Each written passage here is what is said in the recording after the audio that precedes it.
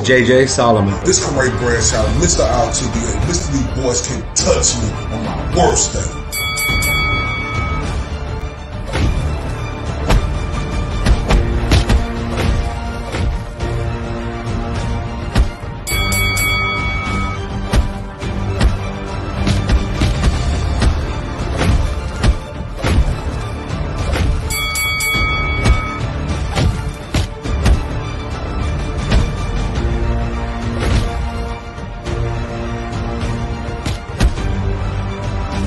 And this is the Spit Bucket Podcast. It's your boy, Mr. RTBA, Mr. 214, Senor Dos Uno Cuatro, Senor Dos Catorce, Mr. Undeniable, Mr. These boys can't touch me.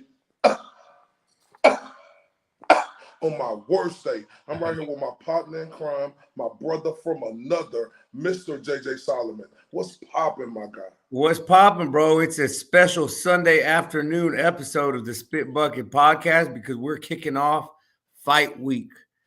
Tank Davis, Ryan Garcia, Fight Week. And, man, we got the best guests to kick it off with, Corey. Tell them who we got here. Oh, man, one of the legends, bro, one of the all-time greats. When you talk about this guy, Bernard Hopkins, he is the epitome of what the sport of boxing, and not just the sport of boxing, just life in general, you should be about. We talk about this dude with the longest title defense reign, Mr. Undisputed. There's so much accolades about this guy.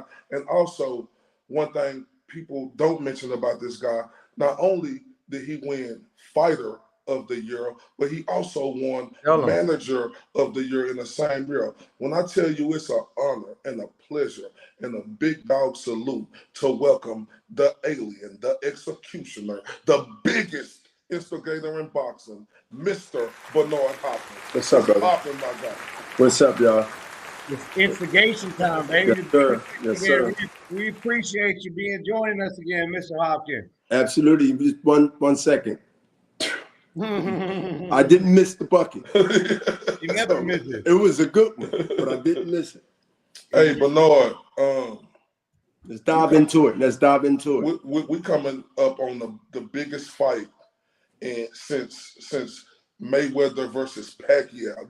This fight right here is huge with Ryan Garcia and Tank Davis. With you being a part owner of Golden Boy, and we know you backing Ryan Garcia to the fullest.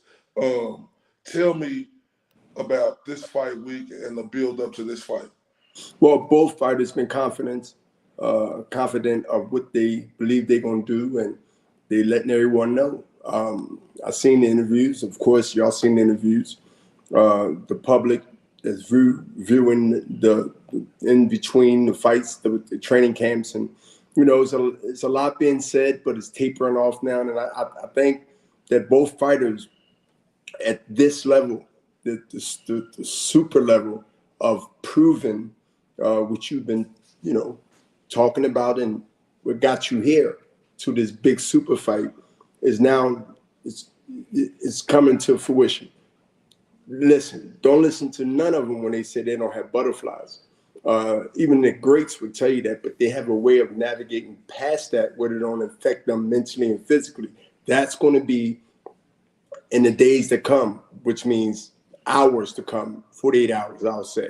So, by Thursday, Friday, you're going to start, seeing a little bit more of quietness and more of going through the recipe of showing and proving, and that becomes really clear come Saturday. But this is one of those minutes. You mentioned Floyd Pacquiao. I can mention De La Hoya and Chavez Sr. I can mention De La Hoya and Pernell Whitaker. I can mention myself rather, with a big fight with Trinidad, and when you start talking about super fights, and there's many more, of course, and hopefully be many more to come. This is something special. Here I'm in Florida, and people are talking about it here in Florida. Of course, they're talking about it in Philadelphia and other places, but and it's really split as far as a lot of people like, Bernard, I know you're going with Ryan because that you promote him, but I'm going with Tank because of this, because of that. And mainly is this power. People talk about the power with Tank bringing. And no disrespect anything, because I'm being straight up. I'm not hearing anything else but the power. So now you got the power in 12 rounds, 30 plus minutes of boxing. You got the power versus the what? The IQ of Ryan Garcia, which has more than just a good punch, a good power punch, left hook or right hand. They say left hook. I say he got really multiple skills added to the left hook that stands out, because what? He knocked a few people out. Yeah. And I'm being modest about that with the left hook. But I think that when you look at it, it's going to be one of those fights where people still going to be down the middle all the way up to the last betting odds of this fight. Well, man, we're excited about it. It's been talked about for a long, long time. We kept getting hurdle after hurdle after hurdle. I don't know if this was a big hurdle, but the last big drama piece we kept hearing about it was the rehydration clause. What was your position on it? Were you just in a position where whatever it takes to get it done, or what was your take on the rehydration piece? No, it wasn't for me. My perspective, I'm not in there fighting. I know how my body is, so it wasn't my. I would say my statement had been, and I'm gonna repeat it. It wasn't what everybody wants. Get it? It was more of, I want to get this fight done from Ryan Garcia, and I know what I'm comfortable at this weight, at that weight, whether there's a rehydration being talked about and settled on this particular rehydration weight after you weigh in or prior to accepting this fight. Ryan Garcia and his team know where they're comfortable at. But one person out of that Ryan Garcia team that know where he's comfortable at, because he the one is going to be in that ring. He the one that boxed and fought since his childhood. Know how he feels, not just mentally, but his physical body. And that, to me, gave me confidence to say that if they willing to waive or willing to look at that as a big, big, big plus for Tank Davis, then they're making a big, big mistake. And I'm saying this where people can hear it before they see it, where they won't try to use that as an excuse that Ryan still came out victorious based on this big hoopla about a dehydration or rehydration clause or anything that to do with, whether he can gain XYZ weight or not. These are the things that is distraction as far as I'm concerned. But I don't think Ryan Garcia looked at it as something that because he wouldn't have never done it, couldn't handle. He know his body more than we all do. Okay, Bernard, I have two questions for you. The first one, real brief. We know, I heard that Tank Davis has a rematch clause if Ryan Garcia is successful. Do Ryan Garcia have a rematch clause if Tank is successful? No. Okay. Second question. Easy. I'm glad you spoke about IQ at first, because a lot of that don't get talked about in Ryan Garcia. With him having over 200 plus amateur fights, him being able to do what he have did thus far in his pro career, I feel that a lot of people discredit a lot of the other attributes that Ryan Garcia brings to the table. What's your thoughts on that?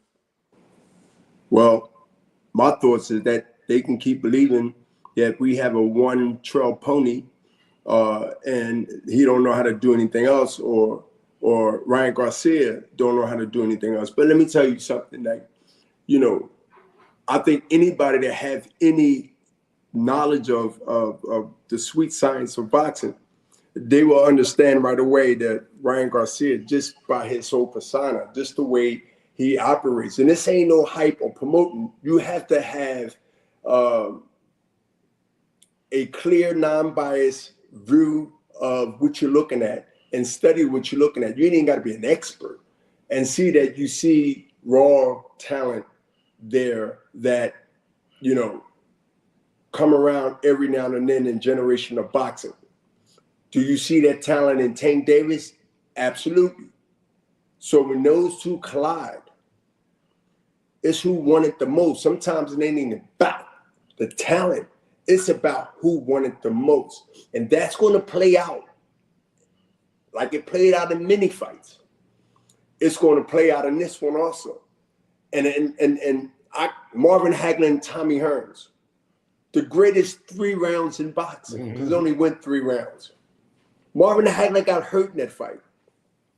It made him more dangerous. So to me, when you look at these attributes of these 2 fighters, I look at one that has much more than the other guy. But Tank didn't need to learn anything else because he's undefeated, obviously, and he got to where he's at based on doing what? What he's been doing. Mm-hmm. He can be losing the first 6 rounds. We've seen him lose until that hammer dropped down, and I said hammer, and it stopped it. You've seen him come from behind, correct? Yep. Correct. Absolutely. And shut the lights out. That mentality, that talent, always dangerous until it's over. Ryan knows that. The other opponents and the victims of that mentality, I call them victims, they didn't know it. And if they did know it, they wasn't aware of it. Every second, minute of each round, you have to be aware. Not scared, not paranoid, not gun shy, but you have to be aware that if you're too greedy and your hand gets stuck in that cookie jar, then you will be a victim. Look, man, I agree with you. And again, I'm just excited. I get giddy talking about this fight because it's finally here. And honestly, man, there's a lot of uncertainty going on into this fight. Neither one of these guys have had that one defining moment in their career where we know how they're going to respond to these moments. But my question to you is, you see little things like the rehydration clause. And then even this week, Tank Davis made mention that he's not inviting his mama to the fight. He's not having his kids there because he said it's a 50-50 fight. What do you make of that? I don't think any of these guys are scared of each other. I don't like using that word, but do you think there's some concern there? Because, you know, you keep hearing that he fought Mario Barrios and he didn't have no weight clause in. Is there a concern there? What are your thoughts on the mindset of Tank Davis up to this point? About the family?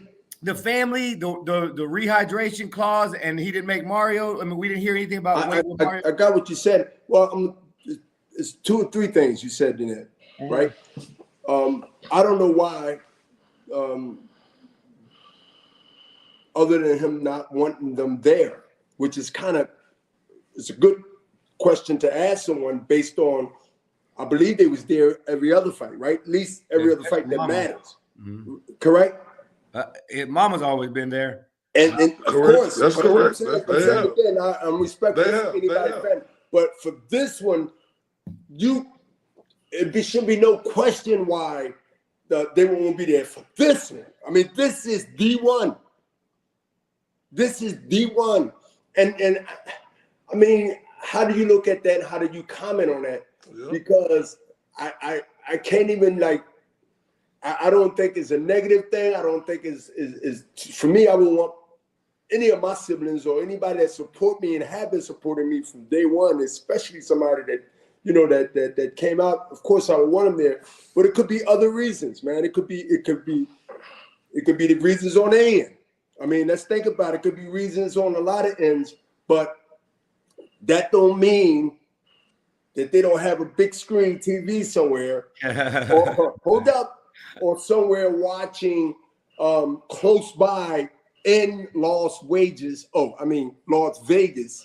So let's not think that just because that was said, that that's going to actually be true, because until come Saturday and the queen that gave birth to Tank Davis is not there based on vision and seeing, then you can be like, well, she didn't come. But that don't mean she's not going to be supporting him. That don't mean she ain't going to be close by, which is in Vegas.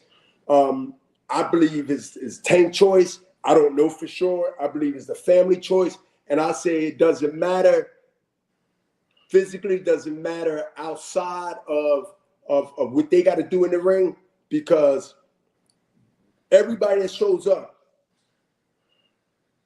they come in there as spectators. No one can help no one in there except your corner, and they are limited. Yep. Only person can help yourself in that square circle. That's what makes sweet science of boxing the best sport in all sports, is because you got to handle your own business, and you can't even leave it up to the referee to save you. These are the things that, to me, put boxing way up top of any other sport, because at the end of the day, as they say, mano a mano, you got to lock in horns, man, like two rams. Yep. And you gotta handle your business. And mommy can't save you, daddy can't save you, auntie can't save you, uncle can't save you, nieces, nephews, they can holler and scream. They might throw a shoe if it get really crazy. Yeah. And hopefully ain't a red bottom or a blue bottom or a black bottom or a knockoff. They're going to throw it back at you and tell you that they got to keep fighting. And these are the things that separates, as far as I'm concerned, from any other sport in the world. Not just here in America, in the world. Bingo. Bernard, let's talk about adversity. You've been through adversity. A lot of other great fighters like you been through adversity. I heard Ryan Garcia speak on how he went through adversity with Luke Campbell and how he came back from that adversity and knocked Luke Campbell out. So this is my question to you. We never seen Tank Davis go through adversity.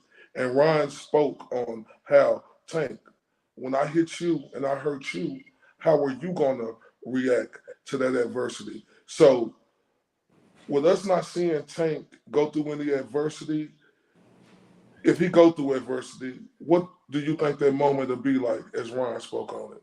I think that Tank have went through adversity in the ring, but it wasn't in the spotlight ring. It was in sparring. Listen, he right down the street from 95, which is called, Baltimore, Maryland. Mm-hmm. And listen, I'm not going to act like they don't be getting it in. They get it in down there. That's 45 minutes, less than an hour from Philadelphia.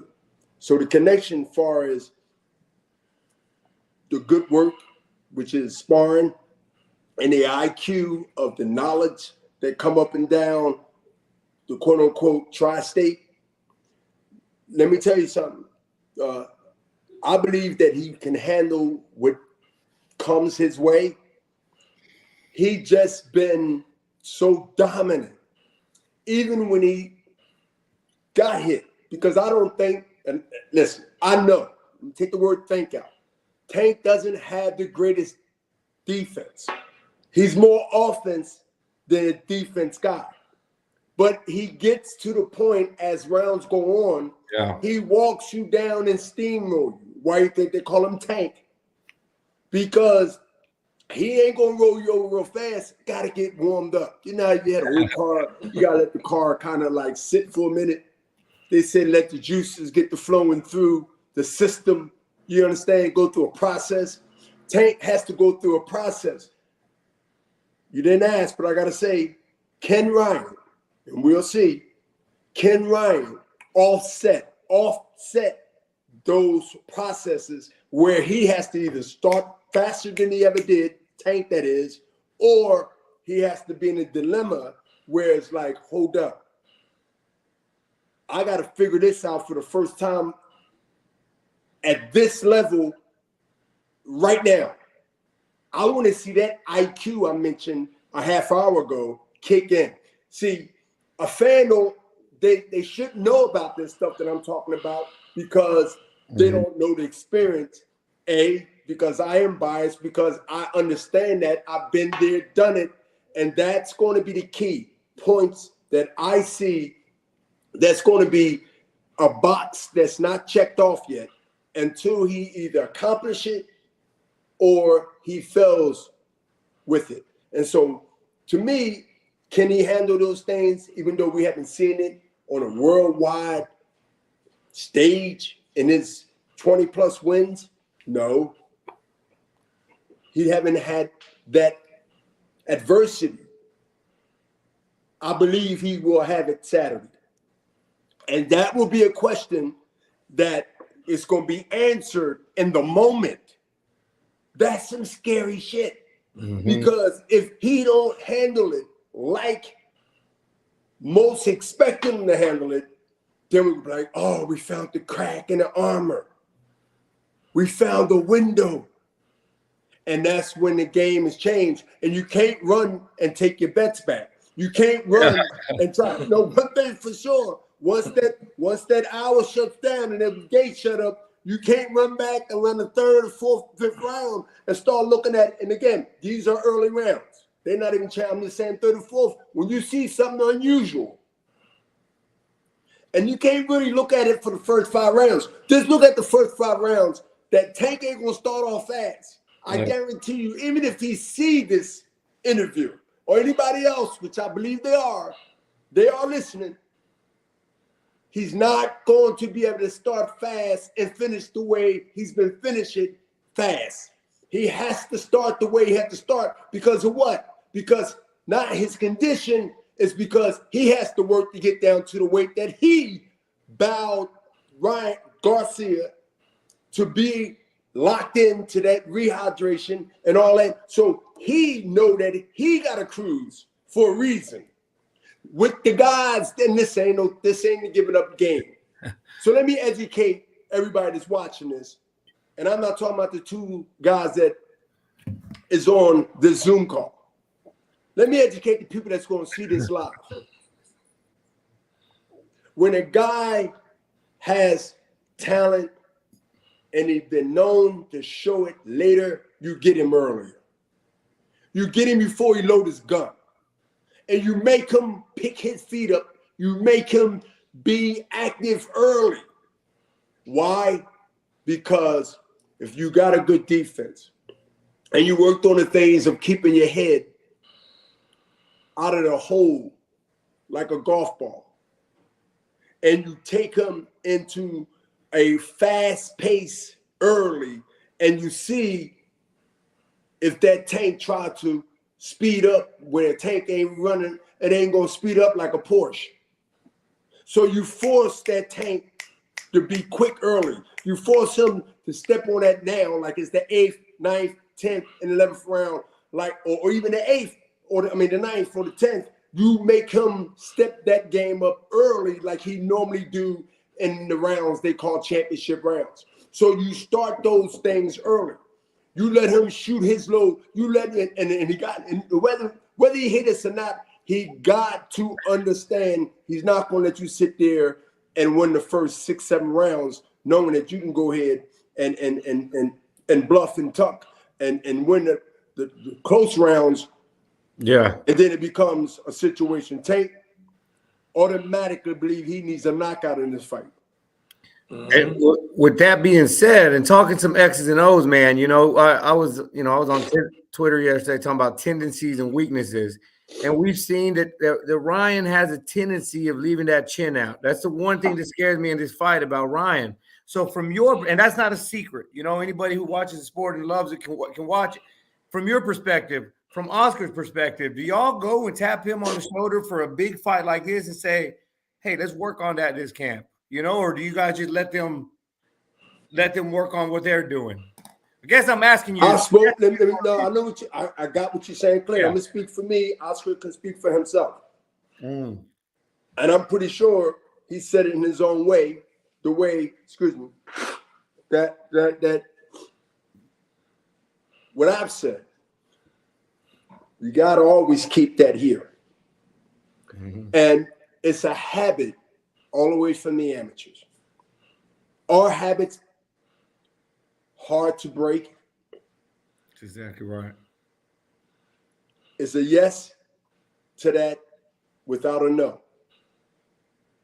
He has to understand, Ryan, that this is not the fight that you admire your work. Let me say that again. Say it. This is not the fight where you need to admire your work. What I mean is, you hitting and you looking, that's what that means. I was taught by Bowie Fisher, Slim Jim Robinson, Georgie Benton, all the Philly greats, and there's a few more, but I ain't gonna run the names down. I just ran 3 greats down. That's called admiring your work. You looking at what you're doing because you're getting the best of what you're doing now. And the fighter that you getting the best, he don't have to even be paying attention. And when your chin is up, he's gonna hit your neck, your top of your head, because you like this, admiring your work. Look what I'm doing to you. And crack. Here, you can do the same thing. Ryan has been told that not only by his trainers, not only by Goosen. They've been going over things that's no secret. All you got to do is go by your previous fights and other fights from the past, other fights in this time of era we live in, and watch how other fighters paid for those same mistakes that could become crucial, if not detrimental, to what happens later in the fight. Ryan stayed disciplined. Even when he's getting it best, because it's going to be rounds early on when he's like, yo, like, then everybody going to be waiting for, well, you know, he don't really start picking it up till like the 4th, 5th round.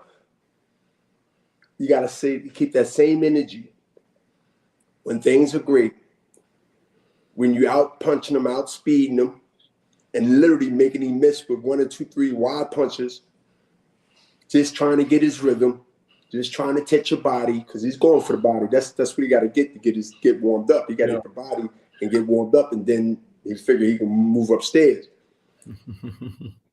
Ryan cannot afford to be greedy. You got to understand you can come back, let it digest, and then eat the food again. Let it process. Let the food process. Look, I know y'all getting hungry, but you got to let the food process. Yeah, I like that. And then that's not being greedy. That's letting the food go through the system. That's letting the skills go through the system. The greedy thing is the patience going to have to be, and the discipline going to be when it looks so easy, when it's been promoted so hard to accomplish.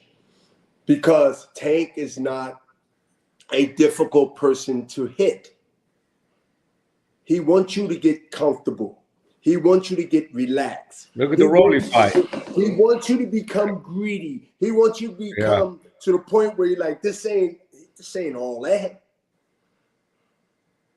He wants you to be that way. But if you keep in your head, if Ryan keep in his head, or any other person that's fighting a guy of this magnitude has to understand that he only need to strike once.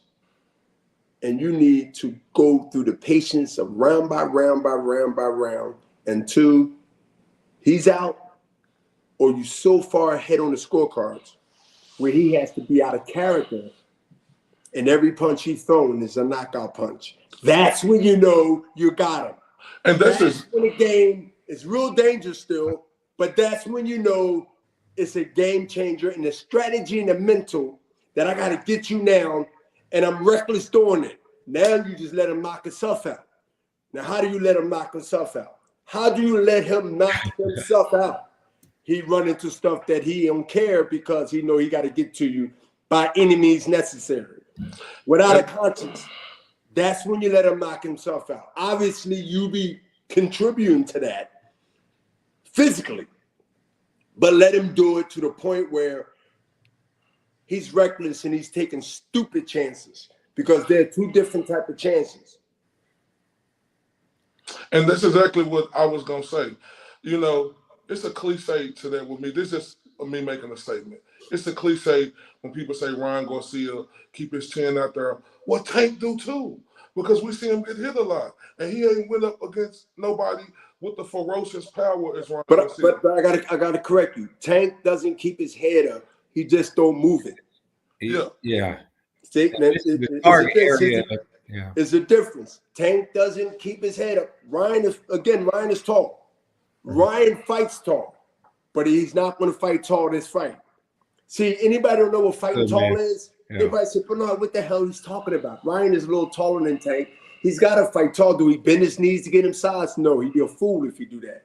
You use your size for your advantage. What I mean by fighting tall is fighting at a comfortable position where your knees are slightly bent, but not bent enough to meet up with the same short guy or the guy that's smaller than you and be on an equal of him.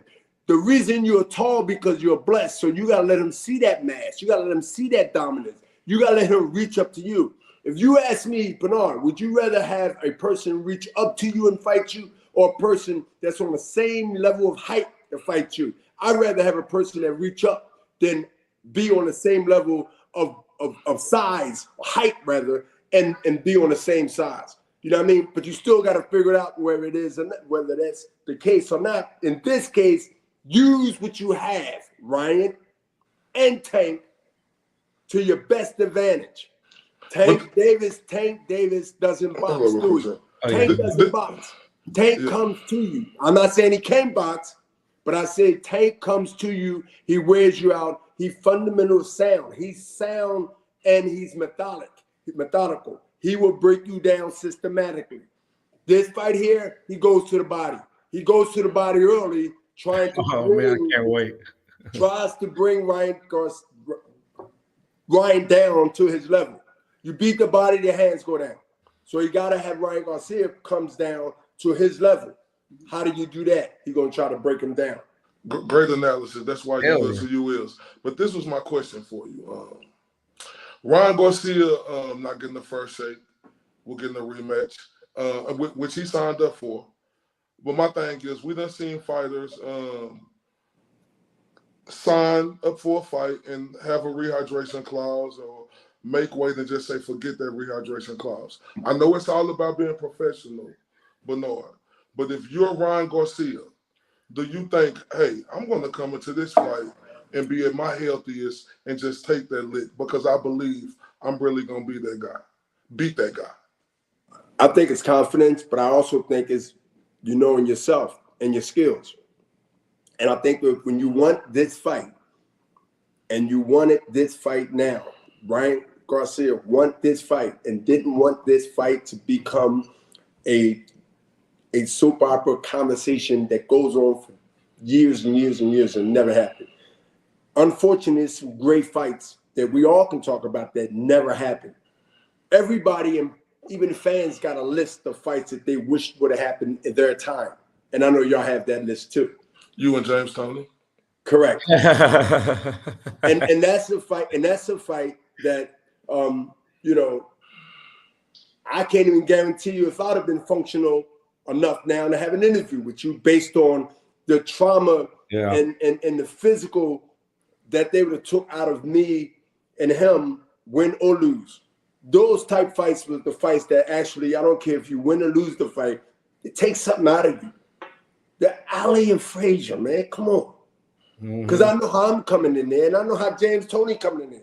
Hell, the damn press conference we'd have lost, I'd have had probably 3 stitches. Hell yeah. Can you imagine, not to get off the conversation that we're on, but again, you open that door up, can you imagine you could have sold tickets to the press conference of James Toney and Bernard Hopkins? Because I know for a fact I'd have went up there and smacked him and got everything started.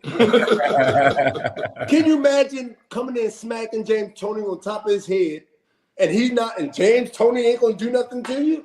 We wouldn't have made it to the fight, bro. James Toney, we had a great time at the Hall of Fame talking about it, but he's still talking about he would kick my butt. Fight never happened, but we made the magazine, Ring Magazine. I still got the cover of the book, and it's a fight that I got to at least talk about until I die. people always ask me, man, because we made the cover, the fight supposed to happen, and it didn't happen. That was a fight, win or lose. I know to shorten my career, how long I would have went after that. And that's out of respect. That's not being patronism. That's saying because James Toney was that type of dude. And not to stay too long off topic, but what fight? Like, you saw Tim Bradley versus Provodnikov where he took a beating, even though he walked away with a win. What fight? This is completely off topic, but what fight wore you out like that, where you felt it take years off your career, man? Can you think of one? I'll say the ones I lost. Yeah. Not the physical. It's just more of the, it's two fights that I know to my heart. Don't talk about it. Don't make squall about it, because you can see what I've done after those two fights. The Jermaine Teller two fights. Those two fights with Jermaine Teller was really to be another podcast on it with y'all. But that was a whole political, a whole influenced by other people in big positions. And let me tell you something. They thought that was all in. But listen how great this was. The two Jermaine Teller fights. One thing about boxing, they have short memories. Yeah, they talk about robbery, they talk about this, they talk about that. They try to make you feel good for 48 hours. After a while, people move on. Correct. I mean, you move on after a while. Like they be, man, you want to fight, man. That make you feel good, blah, blah, blah, and then it's on to something else. Nobody has really time. And listen, I knew that early in my boxing career. That would make me loved by more and hated by most. So they got exposed though. Who's they, Bernard? The power brokers behind the scenes, the suits, they got exposed, right? The HBOs, the ones that was embedded with the HBOs, who either worked there, who did deals there, they got exposed. You know how they got exposed? What's that? When Jermaine Teller went before Kelly Pavick and got his ass kicked. And hold up, wait a minute. Okay. And then I got Kelly Pavick in Atlantic City and whooped his ass. Now, and he knocked out Jermaine Teller. So you don't remember that? I remember that. And I remember you. But nobody. But listen, I'm gonna save most of my good nuggets for my documentary. First, my book, and then it's gonna slam. And y'all gonna be like, yo, I knew about that, but I didn't know the details of it. Y'all gonna be like, yo, you hid this from us, B. We thought you talked so much, you told us everything. And that means I fooled y'all again. So let me tell you something again. Every time, and I predict this going forward in this second half or third of my life. Really this is the third chapter of my life, because it's the first one. It's the second one, and now it's the third one. Every time the powers to be behind closed doors and some past the door with the smile on your face, the game that they think that I'm done or we got him now, that's not in the ring. It's a different fight now. It's outside the ring. I always outsmart them and out chess move them. See, they thinking now, I'm thinking 4 moves ahead. See, not only am I anticipating a win, not an upset, come Saturday, but I'm also, for me personally, and how Ryan will be, I feel, the face of boxing. Hold up. We'll be able to be able to be in position like Oscar was in his time, Floyd was in his time, I was in my time. All these accolades and all these things will now fall into place of Ryan Garcia. And now Ryan Garcia will have a different responsibility that I'm pretty sure he'll embrace, like he embraced now, of being in that role, or looked at in that sense of the face of boxing. That's what we strive for, and that's what I teach and I tell. In with Kid Austin that we're going to talk about. I instill, and I tell all of them, and some don't even have to be with us, go to work promotion. If they ask me, and I feel that it ain't interfering with any business, I gotta let them know I just can't help myself. That's who I am. So these are the things that I look at when I'm being asked questions about, well, what about the 2 Jermaine Teller fights? And I know both of those fights I won, but I knew what was behind that energy of not winning. Split decision, the first fight, second fight, decision, whatever. Those 2 fights took so much out of Jermaine Teller. He hasn't been right since. Mm-hmm. And I hope the brother get his life together when he get out, because I heard that he was incarcerated, and I didn't know that till like the beginning of this year. All this time, I just really realized I didn't hear anything from Jermaine. How's he doing? And somebody from Arkansas told me, what happened. So my thing is this: those 2 fights, 24 rounds, correct? Yep. Took so much out of Jermaine Teller. They won the fight, but they didn't win the time. What I mean by that is the time going forward, what you do next. And when Kelly Pavlik, and most people believe the lie,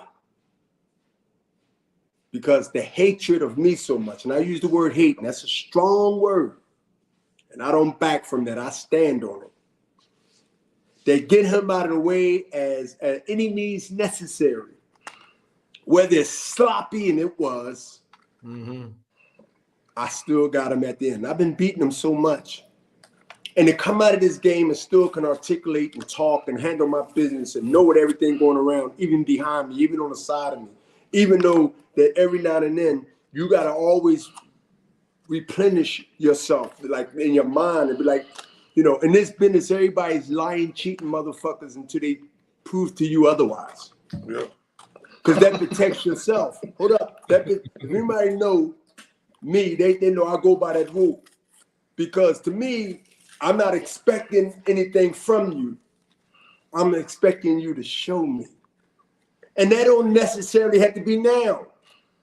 I'm looking when you know I'm not looking, or you think I'm not looking, or let time pass.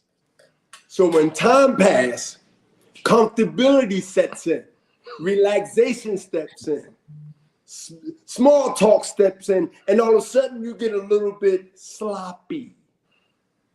So now when the sloppiness exposes you, I don't have to expose myself to let you know that I understand who you are. And I can keep you around. No, seriously. I can keep you around like nothing ever happened, because I know that's torturing you. If you ever been around somebody that you know that they are so uncomfortable, but they don't want to leave and they're not leaving, then that's torture. Because they be like, Dad, do he really know? I don't think, he said something weird to me yesterday. Until they haul tail out of there, I'm going to keep them close, but not close enough to hurt me, but keep them to the point where that torture, they're tossing and churning, you don't sleep well, you eating everything that you see. It's just miserable. But that's the thing that I can reflect on as one of my biggest highlights of redemption. When Kelly Pavlik believed the lie, Top Rank believed the lie, boxing believed the lie, most of them, not the fans. And they threw Kelly Pavlik in there, thinking that Kelly Pavlik was going to do to me what was lied to everybody that watched that fight that Jermaine Teller didn't do to me. And I got I exposed it in Atlantic City. Do y'all remember that fight? I remember. I was about to tell you. I watched both those fights one time, and I remember thinking both times. And if I'm wrong, please correct me, but I had a 7-5, and both fights look similar. Is that correct? Correct. Kind of same script. Yeah, same exact script. Yeah, so that's what I remember for those fights. I like Jermaine Taylor a lot, and this isn't me hating on Jermaine or me just saying this because you're here. No, great. Listen, great athlete and great. I'm not gonna say great fighter. If you say great fighter because he won an undisputed championship, you don't. To me, that's not great. Great is it's the longevity of who you beat, who you beat, and how you beat. He fought Bernard Hopkins. He fought Kelly Pavlik, and anybody else you want to say, do that makes him great? Yeah. Would you say Jermaine Taylor a Hall of Famer? I wouldn't know. And if somebody just looks at his resume and just sees your name on there without seeing that fight, again, I remember saying the worst case scenario on both these fights should have been a draw. But that's just kind of what I remember. I remember 7-5 both times for you. I don't know if he should be a Hall of Famer. I definitely remember both of them fights, and you definitely won both of them fights. But let me ask you this, because my memory could be off a little bit. Was Jermaine Taylor getting promoted by Don King? No, Lou DiBella. Lou DiBella, okay. And who was promoting you at the time? Bernard Hopkins. Bernard Hopkins, okay. So when that happened, Bernard, you know, and like you were, like a lot of people, because you were brash, and not just But brash. you have to remember, Golden Boy promotion, Bernard Hopkins, I mean, you know, that was that fight.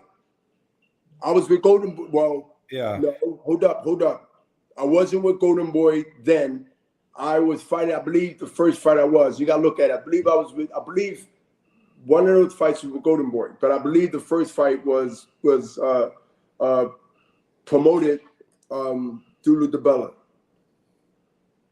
You know, my question to you, like, when fights like that happen, and you know you won both fights, I'm telling you, for a fighter mentally, that could break them.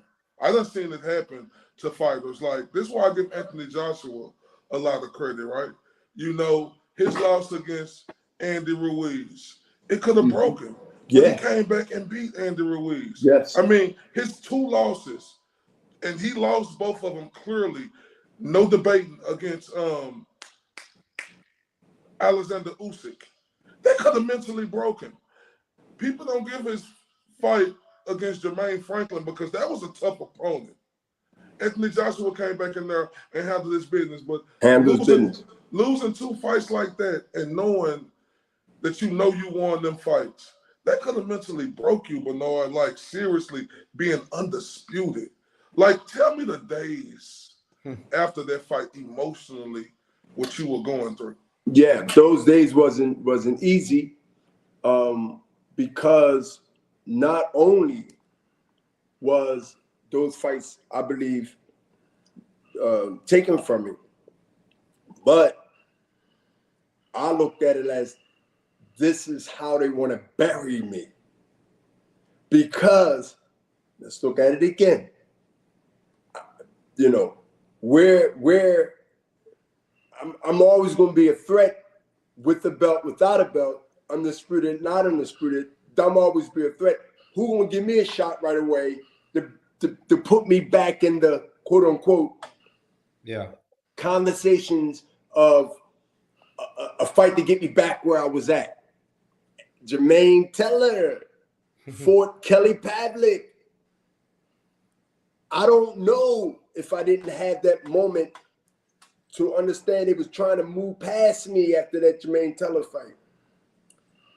That Jermaine Taylor fight, if Jermaine Taylor would have beat Kelly Pavlik, this conversation would be non and void. Yeah. Did that make sense? Mm-hmm. I had that to hold on to because I knew that they was going to call on me because they believed, I'm going to repeat it, they believed the lie that they thought they saw, but they only heard the votes of the judges. They gave a false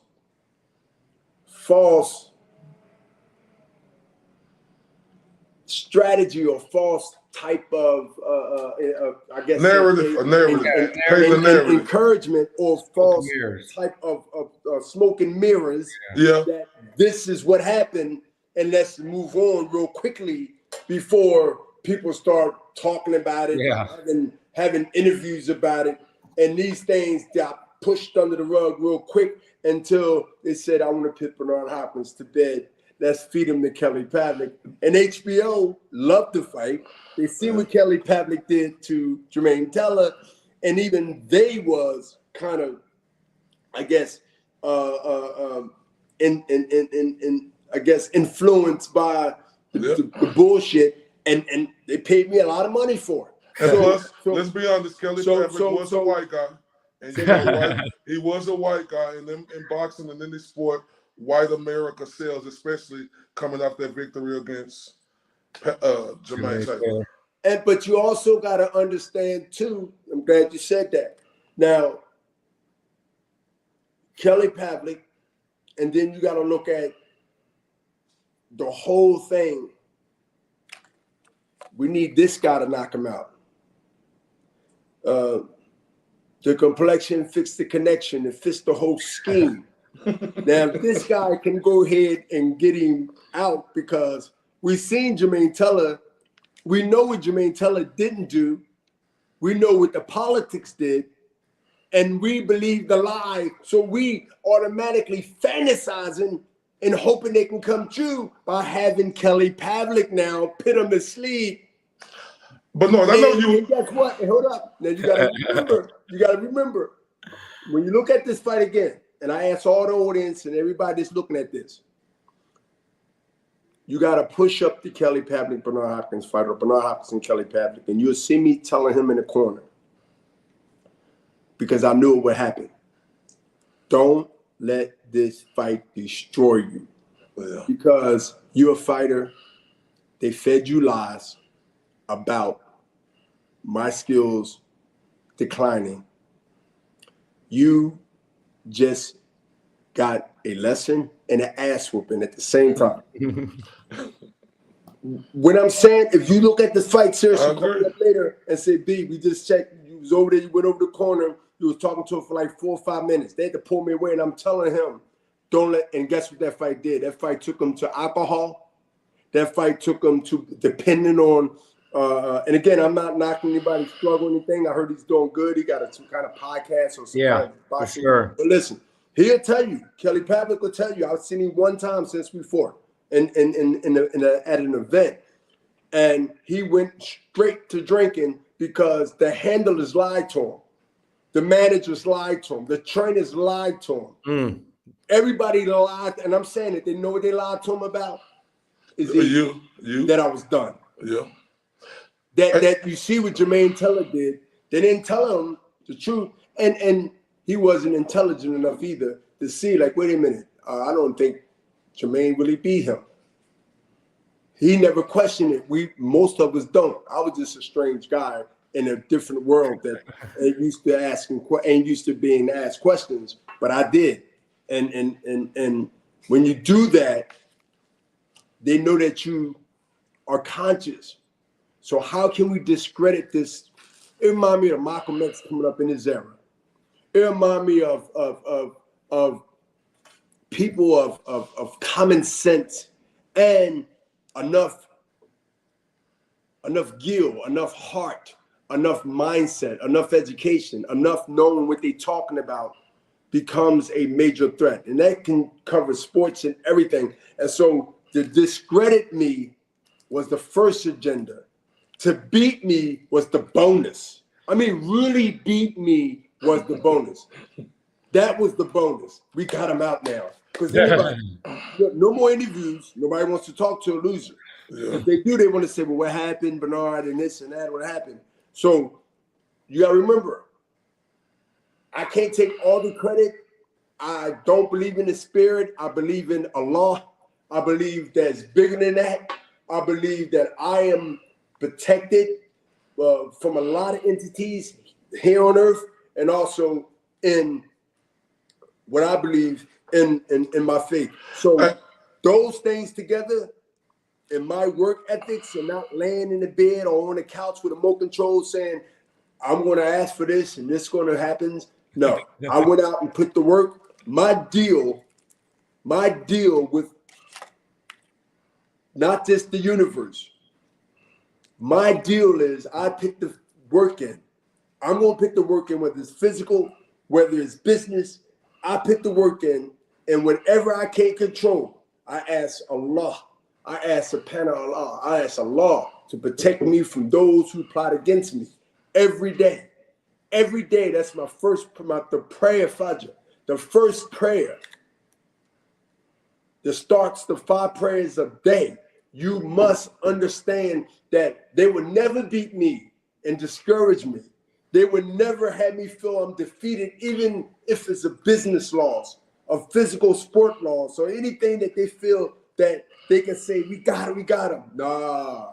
My history, before I became a Hall of Famer, before I became a contender, before I became the undisputed, don't they understand I had a bigger fight within myself being who I became? Let me say that again. Before I became the Hall of Famer, before I became undisputed, before I became a contender, before I became manager of the year, only 2 fighters in boxing history, George Foreman and Bernard Hopkins. They don't want to say that, but y'all said it early in this interview. Because you know why they don't want to promote that? And I'm not asking to pat me on my back. I'm not asking. I got good advice, and I had to make the decision that was crucial to my life. That's why I got that. They didn't want to give it to me, but they had to, because I turned down Roy Jones Jr. and got more, and not only a partnership and a friendship and a loyalty-ship with Oscar De La Hoya and Golden Boy Promotion, which is giving them hell today on the promotional side. So let me tell you something. Am I crazy, or am I crazy as a fox? I'm going to say that again. Am I crazy, like they tell y'all, or I'm crazy as a fox? Make your choice. Let me ask you this, Bernard. I'm going to just say this real quick. You do deserve credit for being only 2 to be Fighter of the Year and Manager of the Year. But I want to say this, Bernard. Man, your story is just so legendary. Do you have any idea of where you could tell the public when this documentary is going to come to fruition to where we can all capture the history of Bernard Hopkins? We're looking to do the book first, which is the most thing that starts everything, that comes off that springs off that. Anybody that's hearing this will tell you he's on point with that. The book, then a documentary. I'll say the 2024, the summer, probably the tail end of 2024. But the book is so important first, because that dictates everything springs off that. Because listen, when people, and listen, you got books, you got computer, you can read it, you can have it read to you. You can listen to it like audio. There's a lot of things that's being worked out, the direction, how it's going to be audio and book or book and audio. And then once that gets there and people read it, now they're going to be fed with good history and knowledge of what in the past and now. That's all going to be done in a category order to go to where it go. And that's not my coming. That's the people that's behind the scenes that's handling these things and letting me know what they know, because that's what they do.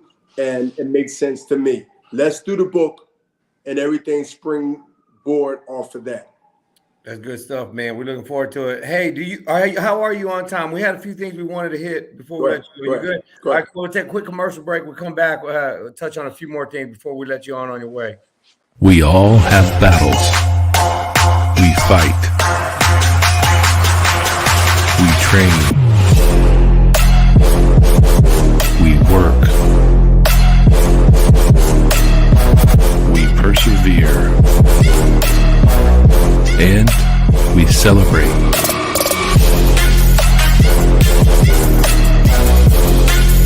We are all one. Hey, can't do anything if I can't walk in my prosthetic. It's a lot of pain that I feel throughout my day. It can be very intense. Now I just put that balm over it and it will heal up much faster and it will let the callus recover. That's amazing. It is a total game changer. I am hooked. I'm just hooked. Life is hard. KO makes it better. KOCBD.com.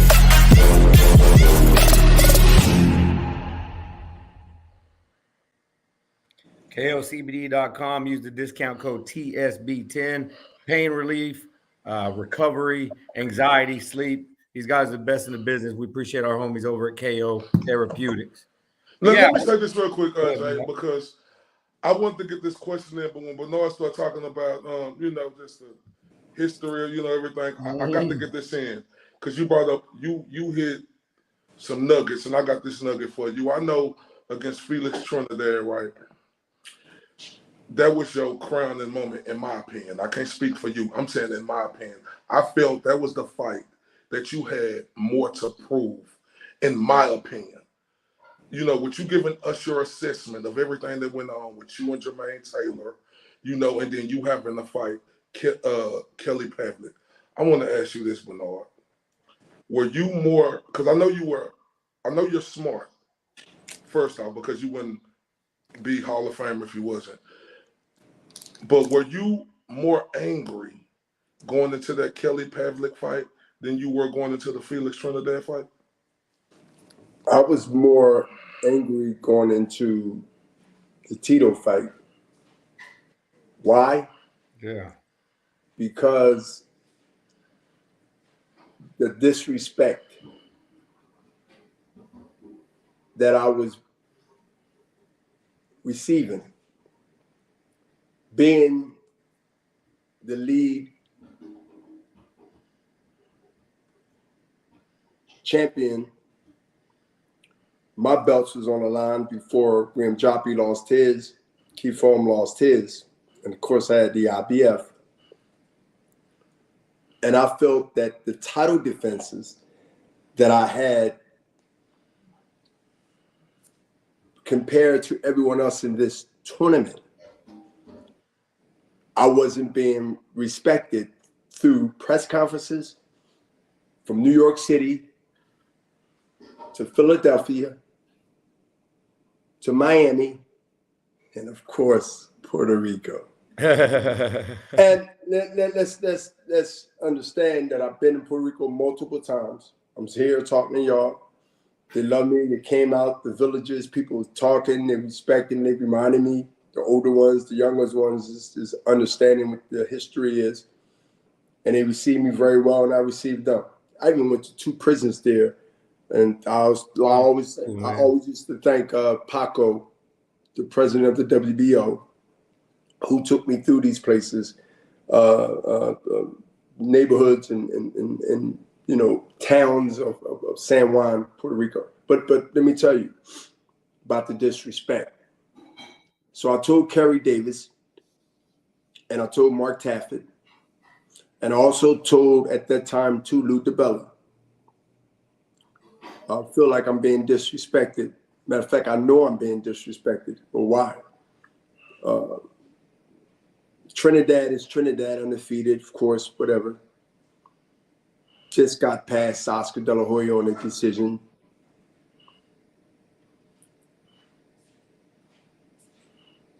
I feel I'm the guy to beat. I'm not going to play second to nobody, and I'm not going to play second to Trinidad. So what happened is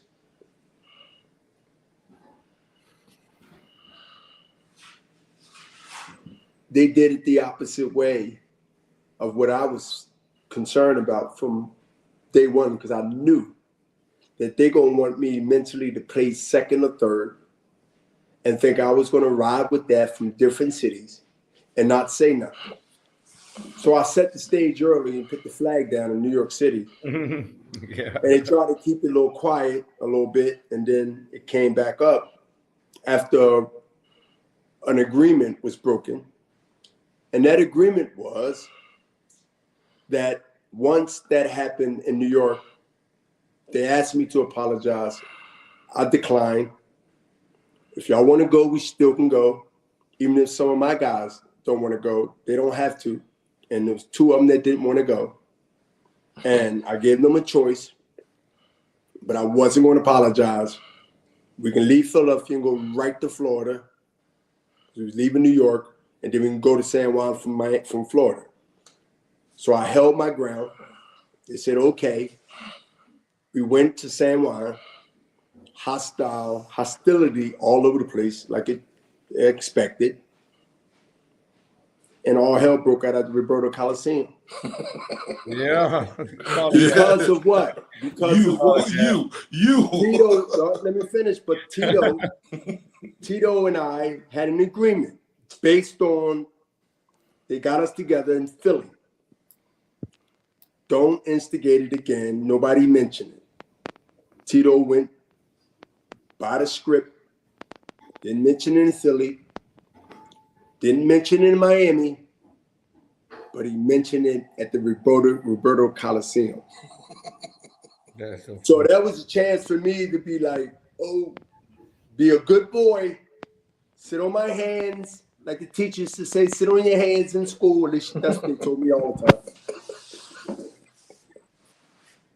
I said, okay, he's home. We in the hood, right across the street. He's trying to call my bluff. Now I looked at it like this. We're in Philadelphia. I'm out of my neighborhood, and the guy in that neighborhood or that section of the city is known like me. Do I pay homage to him? Or do I go over and start a conflict, and that is punch him in the mouth, or at that time, do something disrespectful? It's all a risk. Everything is a chance you take, but you gotta have some craziness, but you also gotta have you also gotta have some insurance that this gotta happen by any means necessary. So when I seen him break the rule, based on not breaking the rule for at least 2 cities, Philly, Miami, you broke the rules in San Juan because you home. Yep. That ain't gonna save you. So everybody started going crazy. 5,000-6,000 people. It was sort of pet rally for Tito in the Coliseum. And like I tell a story when the story is really gonna be told in 2024. I've wrestled. Google it. The flag out of Don King hand. He was putting up a fight for it, but I'm a little younger. And I ripped it from his hand, his right hand. And it had to hit the ground, man. And all hell broke out. But one thing for sure, there's no way in the world I should have got out of San Juan and thinking that Tito was going to win when the fight was going to happen. So that drama, then you got 9/11. Don't you understand, just with the Tito fight and the footage that my guy Joe Lair has, because he was the camcorder guy that I had for years filming every detail. When I trained with Mackie Showstone down in New Orleans at Katrina, going to 9th Ward, looking at possibly bodies underneath the rubble. I have all this content. So now you got 3 episodes that happen just in a Tito fight. That's a story itself. Yeah. I'm blocks away from the gym when 9/11 happened. You can see the smoke out my window at the St. Regis Hotel in Lower Manhattan. Mm. We trapped in New York for like a week. Nobody knows what's going to happen. Tito was giving flowers out, which is, understandable, and doing all the things that he can show that you got to do something while you're there. So he's visiting all the fire stations because lost a lot of firemen there. And I'm like, okay, what's happening to the fight? Because I want to know Like, I'm one of those dudes that this fight is not going to get canceled.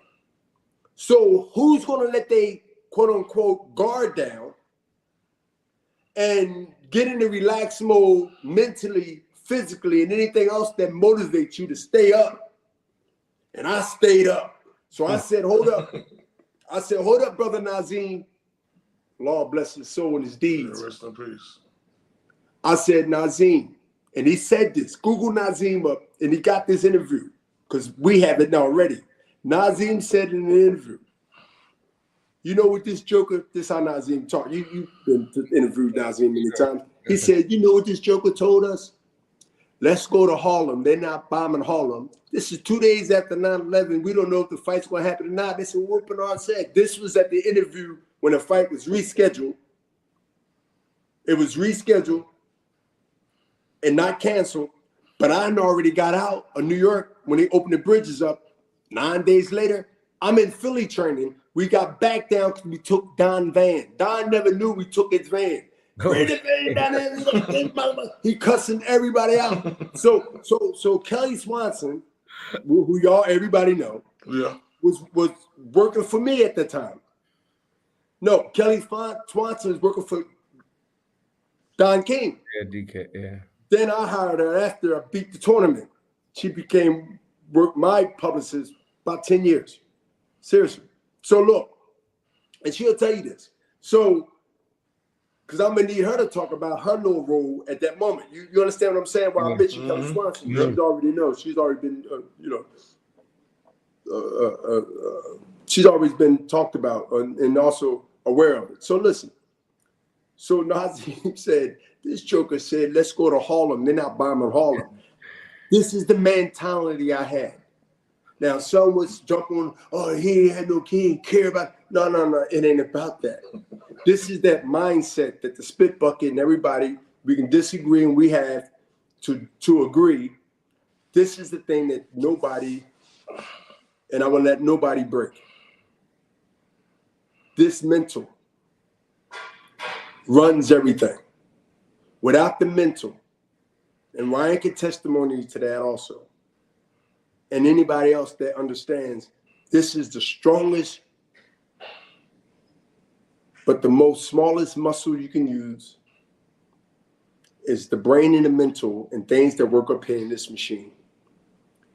You can get your body in your six-pack. You can do all this stuff. You can look like Tony Atlas. But if this mental ain't right, and you step up to the plate and you look apart, but this here ain't in connection with everything else that looks great on the outside. But this here been tested multiple times before boxing. And guess what? Once I figured that out, I said you got to protect the mental, you got to exercise the mental, and you got to stay as calm under pressure when others, injustifiably so, react emotionally. Ooh. And when you act that way and say reckless things and get to the point where you can't back it up, then you become a victim. So I established that with Tito, and his country reminded him every day, get a Diablo, they was calling me. My name was Diablo. My name was Diablo from time that it happened. This is what I heard. Even from Puerto Rico. Man. Hey, listen. Listen, Danny Garcia will tell you. I mean, he's from Philly, but that's what we talk. We laugh about it now, but we talk. His father will tell you about it. They Puerto Rican, we think they was happy too, but B, you Philly, man, you had to do what you had to do. Now, I ain't gonna lie to you and say like most people that's racist, one of my best friends is Puerto Rican. No, they're not. But it is what it is. One of my best friends. I had to do what I had to do. And if you need to blame it on somebody, then Don King told me to do it. But I know for a fact that the disrespectful even after that fight that you didn't even ask me, but I knew you want to hear it. Where is my fucking trophy? The Sugar Ray Robinson 6 foot, hundreds of $1,000s made by a famous artist, and only 2 people have it. Because I realized when I went to Don King house in Florida after the fight, didn't sign, but he did, bring me out there to talk to me. I recognized the Sugar Ray Robinson trophy like this. Oh, it was the trophy that was already pre-done, pre-scripted with Tito name on there. Wow. Yo. Oh, I man. stayed in New York for a whole week. That's During, as they say, media row, right? Bullshit. You know what that was? They had to find a guy, the famous artist's name on it. I ain't going to hack his name up, but it's there. I can get that to you. They had to get him to redo it. I didn't get it that night. You got to remember, if you go back to history, you will see that fight. You will see that was promoted as who win this fight gets the Sugar Ray Robinson bronze. Wow. Statue. Real weigh a couple hundred pounds. Joint ain't no joke.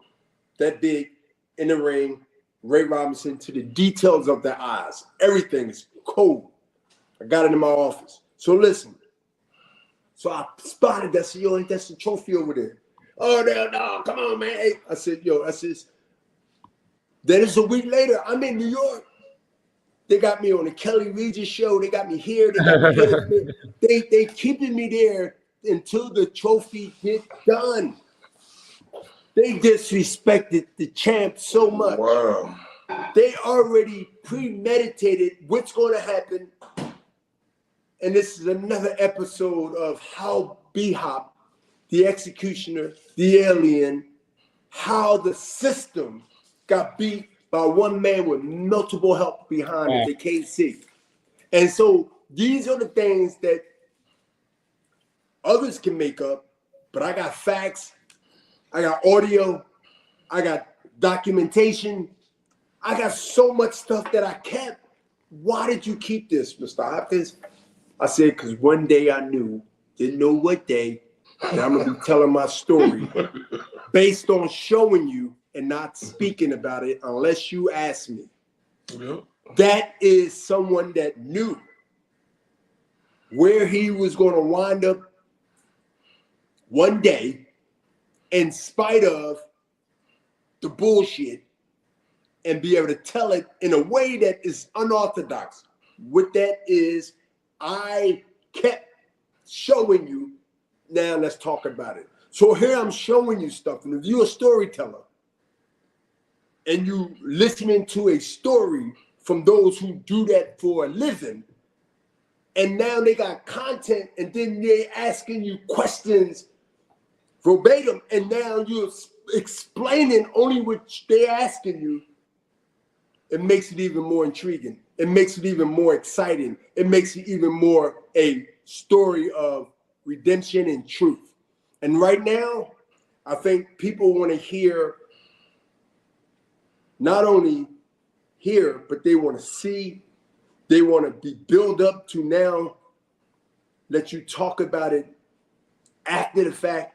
It's much easier than talking about it and not having backup content to be able to say, you ask me questions after you look at these things that's 15 years, 19 years, 20 years, 25 years. You got audio talking about the things you became before you became it. Like these things, you can't just say that this was something lucky. Yep. That's a hater that's telling you that. Somebody to tell you something that you got more than one story or more than one conversation about multiple things that happened, and they still thinking it's something that you're very lucky. This is the nonsense of bad energy that I don't say walk from, I say run. Jeez. Because it's really contagious. It's called hater virus. Wear a mask. Like literally. Or wear a mask. Hater, no, you don't need a mask for this. No, what you need feet to run. You don't need a motherfucking mask. You need feet to run. It's called a hater virus, and there's no cure for it. It's like this is worse than a major herpes. I don't know. Yeah, oh yeah, you're right. Yeah, you don't know. Well, okay, both of those sound maybe you can tell us that you better not catch it. I don't want you. Well, damn, that conversation turned left real quick. B, I had a couple questions, man. Just kind of getting back on track a little bit. A couple Texas kids. Virgil, I know he had to put out his fight for health reasons. I know it's documented. He's got an ongoing. Now I'm forgetting the name of the condition, but still. Is Virgil okay based on what you know? Are we going to see him again? Are we going to see him on that route? Of course. Yeah, we're going to see him again. We're going to see Virgil in the summer. Yeah. I mean, think about it. It's April. I mean, he's going to see Virgil. But listen, man, first of all, not just being young, because you could be sick and you could be young, or you could have an issue and you could be young. But Virgil wants to get back in the ring very, very soon. And he'll get back in the ring when not only his physician and people that know that he's ready to go, but trust me, Virgil will be in the ring in the summer.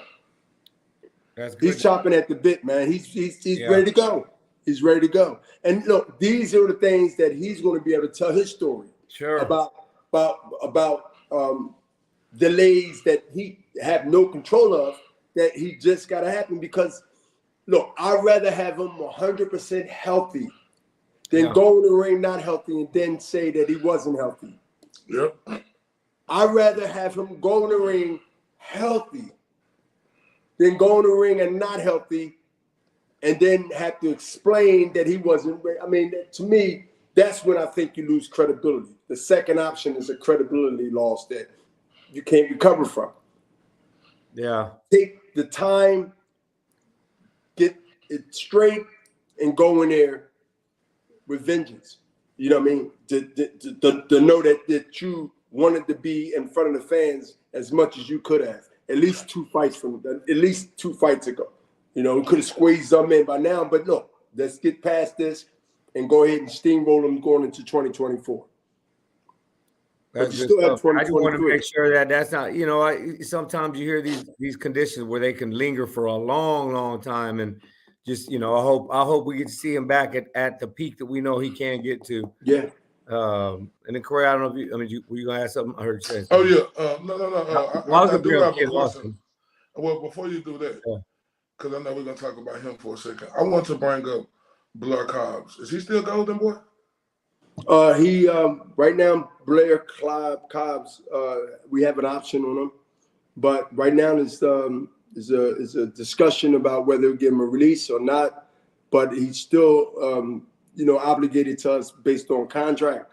And again, I'm doing all I can with not only Eric Gomez but also with Blair, and I will be out west very soon, of course, for the fight Saturday, and to engage a little bit more, because I want to look. Blair needs to be in the ring and do what he needs to do, but Golden Boy is not going to hold him up. I can tell you this right now: Golden Boy is not going to stop and hold Blair Cobbs up. You have Blair Cobbs' number. You can call Blair Cobbs at any time you want. I can put a text out to him and say y'all want to talk to him before the big weekend come, because everything will get squashed out because the fight is taking all attention from everybody. So it could be before and after. But right now, Blair Cobbs is still having conversations with the next fight with Golden Boy. I love it. That's good to know, man. And then obviously we have Kid Austin on the undercard. He's on the prelims for next week's pay-per-view, Tank Davis, Ryan Garcia fight. How you feeling about Kid Austin? I know the hopes are big. I know he didn't get to finish last time and he took some criticism and all that. When are we, he's ready for the big names. What are y'all's thoughts on Kid Austin? The last fight, loved it. Yeah, First of all, know why I love the last fight? It has nothing to do, the skills, we all know that. I can talk about that all day and it gets boring. Not boring for me, but the audience and people know, we know he can fight. We know he has the talent. We want to see him grow. We want to see him fight better quality, this and that. Got you. That's going to happen. The last fight was a fight that I looked at and seeing him had to figure it out within himself and then execute it as the fight went on without getting frustrated, which it would have been mostly what most people would have thought and expected, but it didn't. And he learned from that. Any fighter that's in a position of championship or undisputed, female or male, had many of those fights where they had to figure it out before they became on the radar of the experts of boxing, future champion, future Hall of Famer, future undisputed, and any other accolades that come with that title. Kid Austin, to me, became a man, not because he knocked him out, because it didn't happen, not because that he won every round looking great, but most of the rounds, if not 80% of them, he won. I seen him make adjustments here, which is mentally, and then I seen him make the adjustments physically. Under this super fight with Ryan Garcia and Tank Davis is another lesson and another experience under these lights, those lights, and the crowd, the hype. Yep. This is now the final touches to the next level. I'm going to say that again. This is the final touches based on this fight coming up to the next level. Because he's seen the lights, but he's going to see more lights. He's seen the hype. He's going to feel more hype.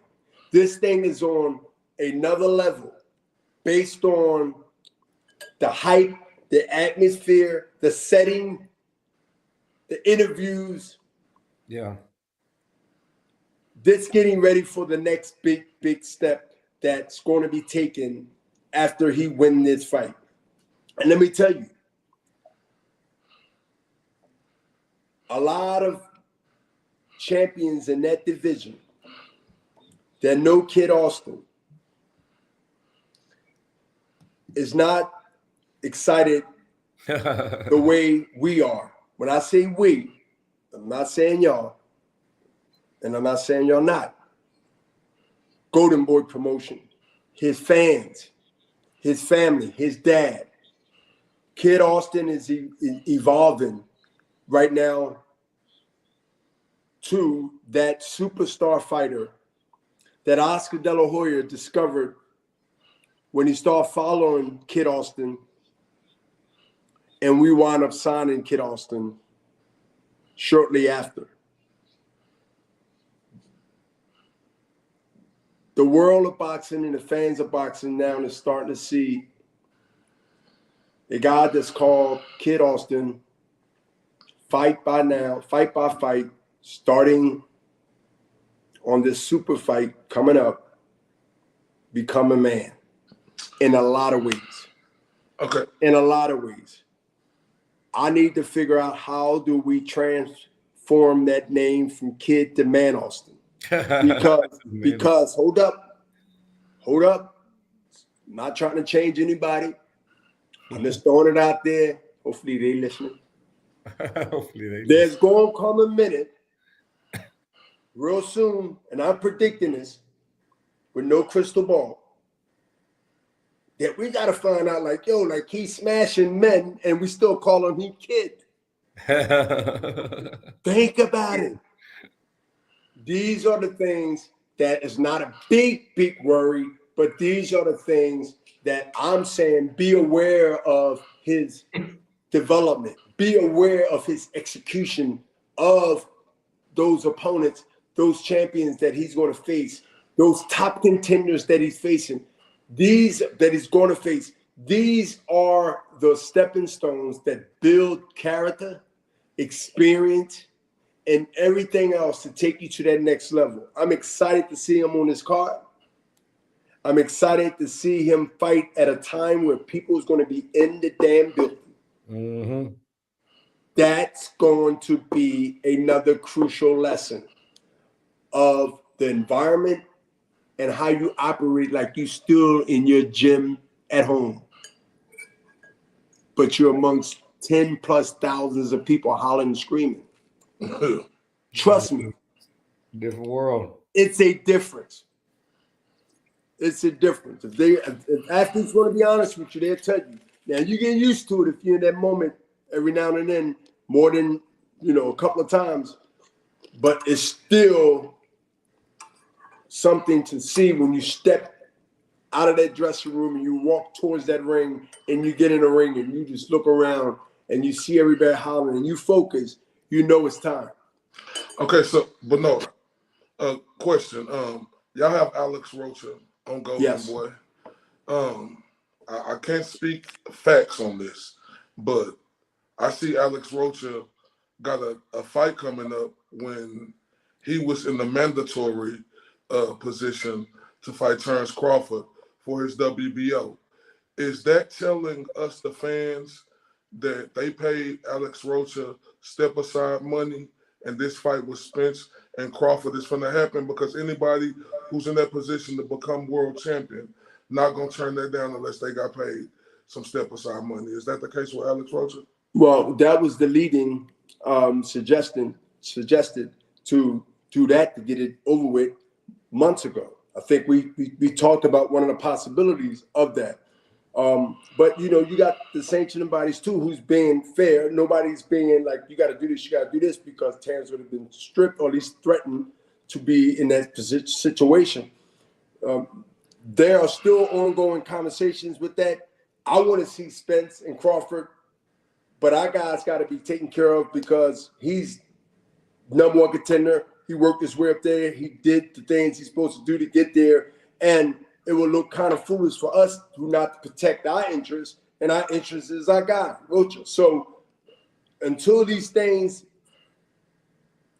sooner than later, get situated where now, if we're going to accept step aside money, Rocha, then it's step aside money. We be on the undercard. We'll show our talent. That's part of the deal. We ain't going to step aside and not be active ourselves, because that doesn't hurt. That doesn't help our guy, Rocha. So not only step aside, but also let y'all know, whoever win this fight, we next.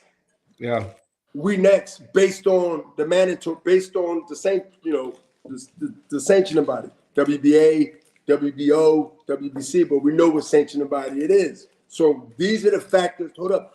And this ain't giving up nothing that anybody in boxing might not be an expert, but they know that this is mostly how things go. But what don't normally happen when you have representation not looking out for their guy and realizing that their guy's left out in the cold, holding the bag with nothing in it, and waiting for a shot that had already worked his way up to be number one contender, to be the mandatory.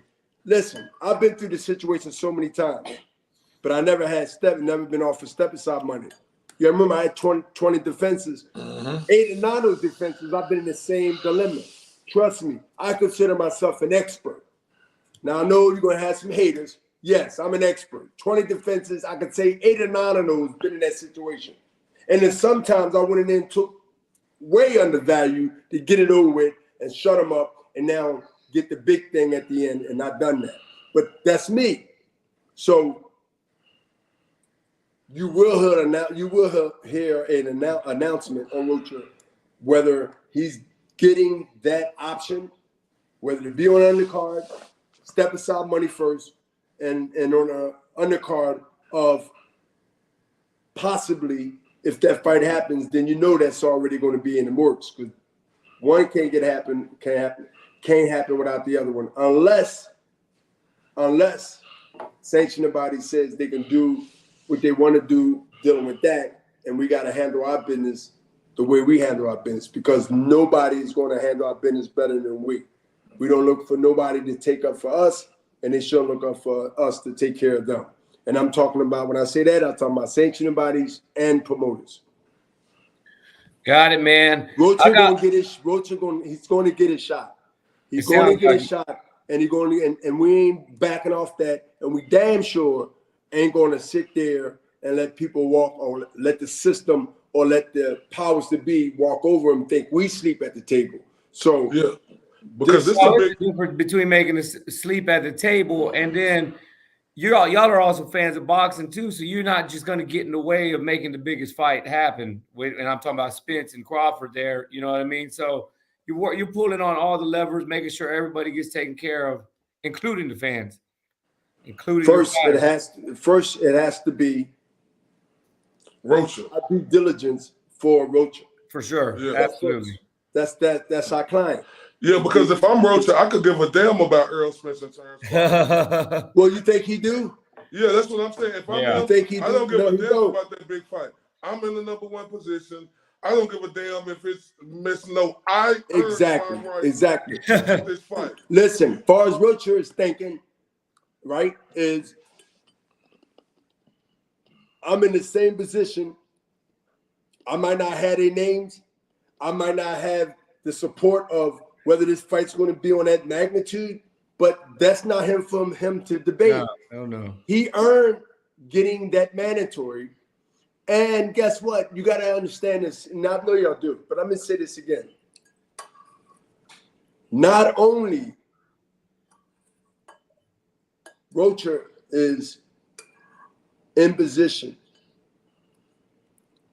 to come out of this thing great either way, but it's more a burden that we show our adversaries, the boxing world, that we handling our business. Facts.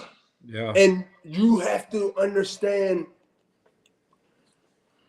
the whole scheme of things on how you move.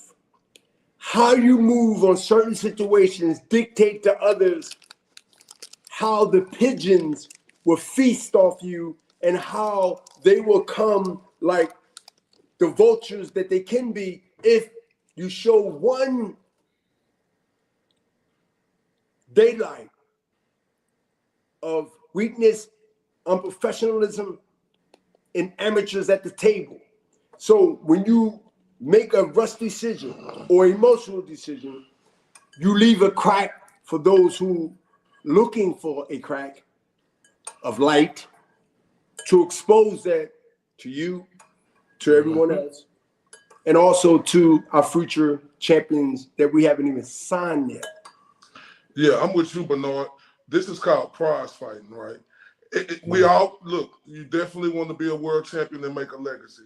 But at the end of the day, you want to make enough money to take care of your family.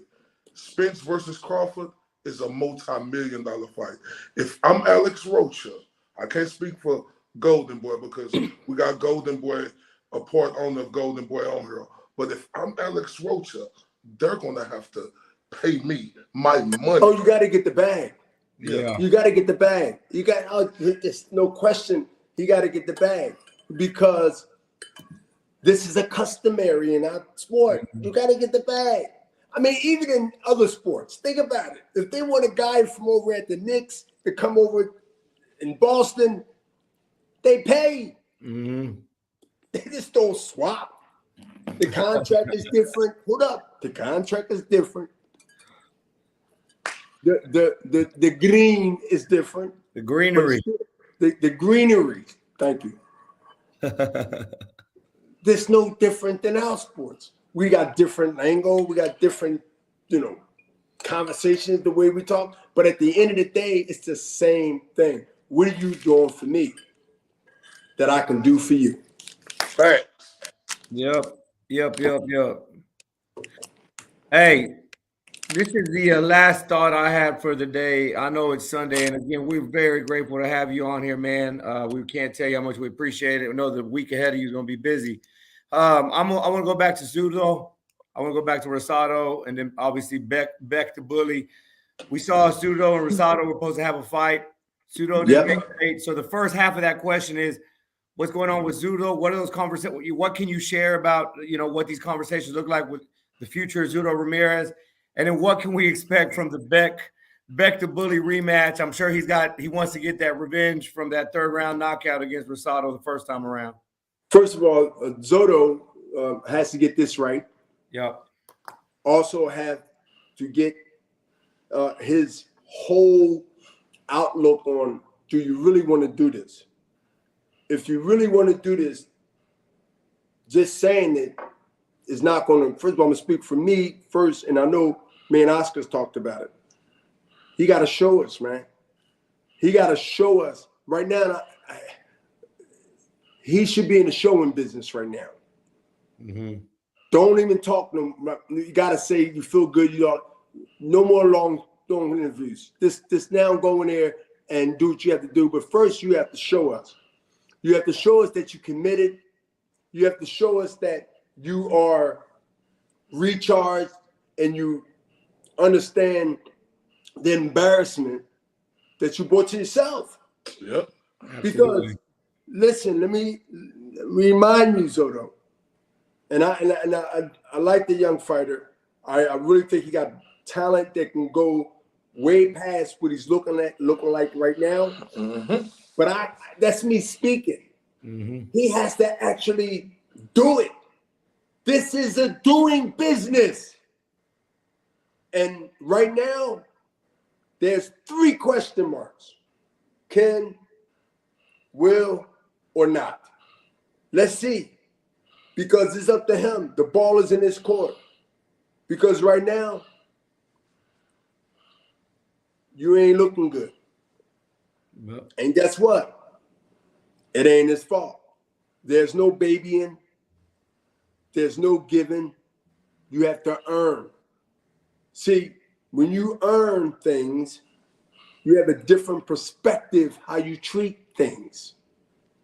And right now, he has to earn our trust. He has to earn the fans' trust. Yep. And then he has to earn history trust. Yep. Now let's talk about the Bully and Rosado. See, Rosado don't turn down his collar like he don't turn down challenges. This fight is a get-back fight for the Bully. To me, this fight is just as dangerous as the fight that happened even when the Bully got knocked out. Now, what that says, that they looked at it as a lucky punch. Okay. Can Rosado get another lucky punch in? Rosado been under my tutor for over 10 years, been in camp with me about 9 of my fights. Yeah, Rosado's been around me, watched me eat, was taking lessons, sparred, ran, exercised, worked out. He always will be a live dog. Rosado will always be a live dog until the dog stop fighting. Facts. Rosado is going to be in for a tough one, especially if he doesn't get a similar or the same punch or any other things that he's working on with Freddie Roach. Because he's going to need that and some. Because of the rematch, because of the redemption for the Bully, and because of what? Most people believe it was a lucky punch. Mm-hmm. Whether it was or not, Rosado's will have to be ready to repeat if he want to continue to box further into his retirement. What better way retirement and to retire this way with another victory over the bully? That's what Rosado said to me. If I'm going to retire this year, what better way to retire is to knock out a guy I already knocked out that I can beat? I said, all right. I said, my thing is that I didn't want the fight. Why? Because I know it's going to be a fight that Rosado can get a loss, or it's a fight that I feel that he can get if he get a fight. This bully fight be the second fight. Because of what Zotto did, I felt that he deserved, and again, not saying he didn't get it, because that's what he wanted. He override me, and I'm cool with that. I wanted to, based on what Zotto had done and disrespected Rosado in boxing, or boxing and Rosado. Sure. I want to reward him with 2 fights. Give him a fight that he has to be honest with, not a stiff. And for those out there, yes, I know that's a harsh word. There's some stiffs out there that shouldn't be boxing. Oh, yeah. I'm glad you said that. I'm thinking we'll be transparent. Let's be transparent. I wanted to reward him. Rosado said, no, they pay me enough, and I know I can beat this guy. I get us through the rematch. But I can. No, I want to give, but I can't be a manager and a promoter. It's a conflict of interest. So again, I know I did it well for me, manager of the year, me and George Foreman, but I had to step back. Hey, listen, can you understand? Sometimes I can get sucked into something and I gotta be conscious and grab. I gotta take my hand out of the goddamn lines. I can't snatch it out. I'm gonna have a nub. I gotta eat it. I said, okay, all right, Rosado. See, because my thing is, again, put the emotions to the side. I told you about him being under my tutoring for many years in camp and things like that. Know all the people in my camp. And he learned a lot because he's a great listener. But he knows what he wants. I supported him like I supported him when Zotto didn't make weight. And I talked to Rosado and his mom and his family. And I said, no matter what you do, ask him.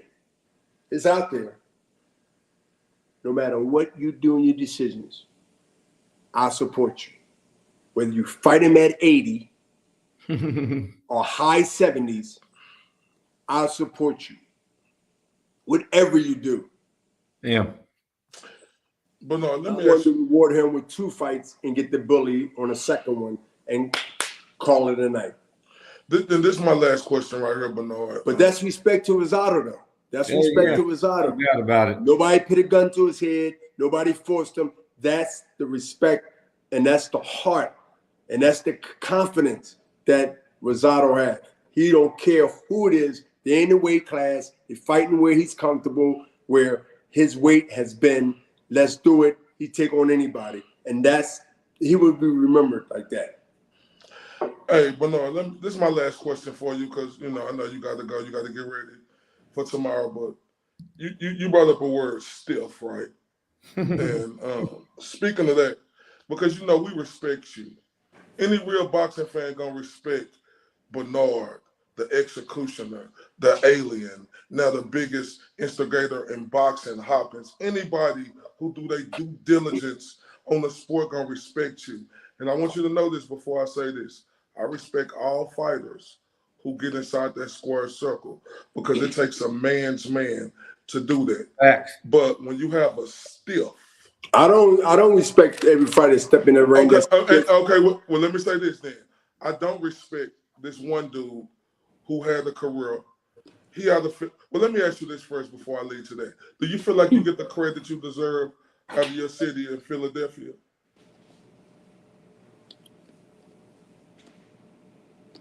But the reason why I say that, Yes right, or no? Yes or no? Let It all me say depends. this. It all depends on what it is. The people you talk to is different. Let me say this. The reason why I say that, love Joe Frazier. Oh, got nothing but respect for him. But it's nobody who has the credentials as a Bernard Hopkins. Where's the statue in Philadelphia of Bernard Hopkins? You know, I don't. That's disrespectful to me, Bernard. But I get it. But listen, there's so many damn statues in Philadelphia. I'm looking. Listen. I'm looking at a whole bunch of faces, a whole bunch of people that I don't even know, and there's so much old statue. You got the biggest lie, Christopher Columbus. I can't even get his damn name right. Christopher Columbus. They got all kinds of damn statues out there, right? My thing is, I don't want to be another statue. This is what we do. Can you replace it with the modern, like everything else is being replaced? Hopefully, for some of these things, like I said, replaced it for good, in a good taste and good reason. It's steady instead of getting Bernard Hopkins a statue. This with the city is really, really, because I got a lot of respect in the cities, but you always got some quote unquote non-believers. So Philly do respect me, but non-believers. And I know I ain't answer it right away, but this ties into what I'm ready to say. I was asked by a high-ranked councilman who's running for mayor named Alan Domb, D-O-M-B, Alan Domb. And questions was asked because I support him, even in his mayor race coming up, amongst a whole bunch of African-American candidates. And why haven't it been a statue talked about you way before when he was councilman for 2 terms? Even the mayor, John Street, 10 years ago, I was asked that. And John Street was a former mayor, 2 terms, 8 years. I said, there's a lot of statues. Statues don't talk.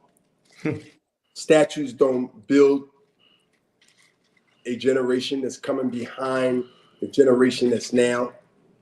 Statue doesn't have any knowledge other than the image of idol worshiping. How you remember me is what affect people now. So let's take the Joe Frazier gym that's in political limbo on Broad Columbia Avenue.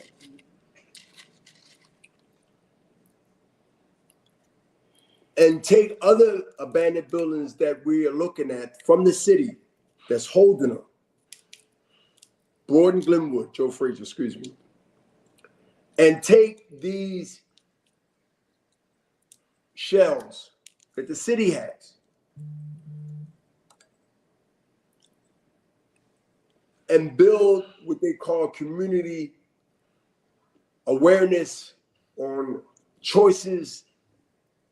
Eat to live, not to die, which means that you got choices of this particular food that certain areas in the city is used to, can afford, been brought up through other generations, passed down to them. Give them choices, not demand that they do this, not tell them they do this, give them choices. Have fitness centers, have this. See, I come up in a city where they had PAL, P-A-L, Philadelphia, a boxing league that I was under, or Philadelphia Athletic League, and take these things. And I'm working behind the scenes. You brought it up. I didn't bring it up to y'all before the interview, but I'm telling you how I'm working behind the scenes. I'm not making a plea, saying it now, but they the things that when I was asked by those 2 people, as currently as last year, that I really don't want a statue. I do have a partnered with other fighters, Benny Briscoe, myself, Joe Frazier, a boxing running trail that goes 3.5 miles. Yes, 33rd and Diamond, which I grew up when I was younger at 25th and Diamond, with all our pictures up. Nobody put graffitis on it. Nobody graffiti, so respect. It's been up there close to 2.5 years, almost 3. Still there when I ride past. But this is what I would say if somebody asked me this, like in the future. And I'm not saying that I'm not appreciative of those conversations. And I know a lot of Holyfield has one in Atlanta, I believe. Mm-hmm. You know, Oscar has one down in near the Staples Center in LA. And yes, it's a great honor, it's a great gesture. But if you asking me, I want something that's going to every day have an effect on a community. Then another statue in a prominent area where most of people that look like me can't see it unless they go certain places to see it. And that's probably downtown where they want it to be, even if I have the choice or not.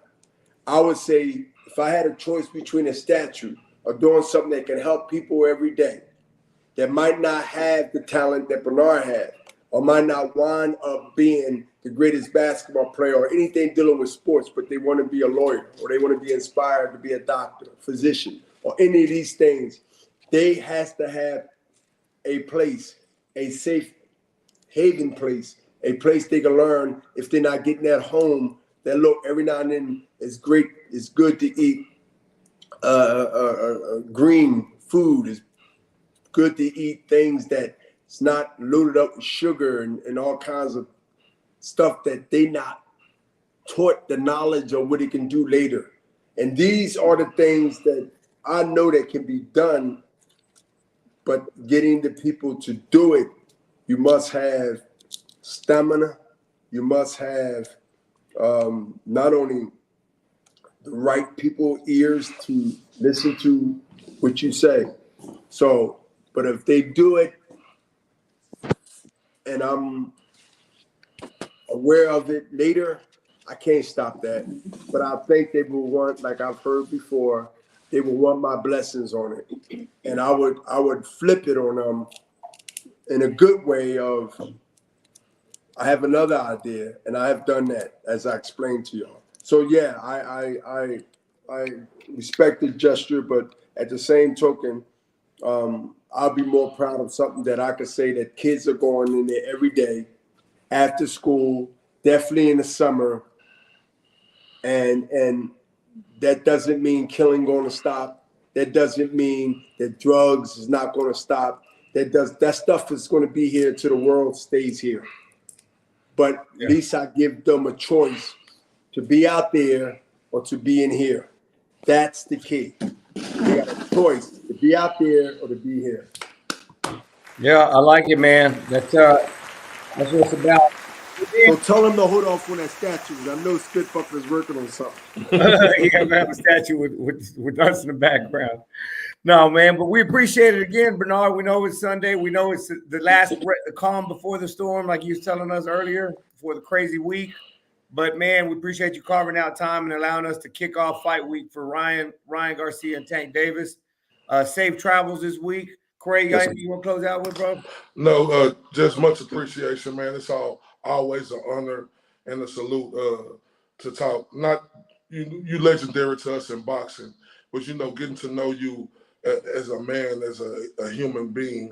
That's even more legendary, because a lot of fighters you get to see what they do inside the ring, but getting to know you outside the ring, Bernard, and to knowing the type of humility you got, especially for people who look like me and you, it's just outstanding, bro, and we appreciate that. No problem, man. No problem. And look, I don't know if y'all going to be out there or when y'all leaving to be out there, but it's going to be a fight that we're going to be talking about whatever happens for a long time. I believe this is the type of talent, and also the 2 young men that's going undefeated. Everybody, take a look at this fight and remember this fight. And learn from the fight. If you're a fighter that wants to be great, this is a start to be great. Peace. See you later, brother. Appreciate it, man. We'll see you soon. All right, great. Let's take a quick break and then we'll close out, dude. Already. Yes, sir. All right, listen up, guys. We're calling all Little League coaches. We're calling all middle school coaches. Calling all high school coaches. We're calling out all those team mamas. If you need team uniforms, if you need jerseys, accessories, whatever gear you're looking for the team, please check out our friends over at Elite Sportswear. These guys do it all, and they do it great. So if you're needing a brand new look for the younger athletes, for the teams, do me a favor, trust us with Elite Sportswear. These guys do all of our gear here at Spit Bucket Podcast, hats, shirts, hoodies. We could not be more pleased with them. So check them out over at thebetteruniform.com. You can find them on Facebook at The Better Uniform or on Instagram, Elite Sportswear 17. That's Elite Sportswear 17 on Instagram. Again, if you want your team looking super fly on game days, do yourself a favor, do the squad a favor. Call Roderick and the team over at Elite Sportswear ASAP. Let them know the Spit Bucket Podcast sent you.